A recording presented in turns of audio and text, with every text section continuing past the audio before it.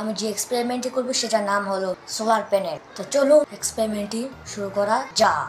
Guys, এই experiment করার জন্য আমাদের একটি সোলার প্যানেল, এলইডি মডিউল, বাজা মডিউল, তারপর কারেক্টর সহ তার। তো চলুন এক্সপেরিমেন্টটি শুরু করি। তার জন্য একটি তার লাগবে, এলইডির সাথে সংযোগ করে দেব, তারপর একটি সোলার প্যানেলের সাথে সংযোগ করে দিব। হয়ে গেল আমাদের এক্সপেরিমেন্ট। তো চলুন তা এক্সপেরিমেন্টটি দেখা যাক।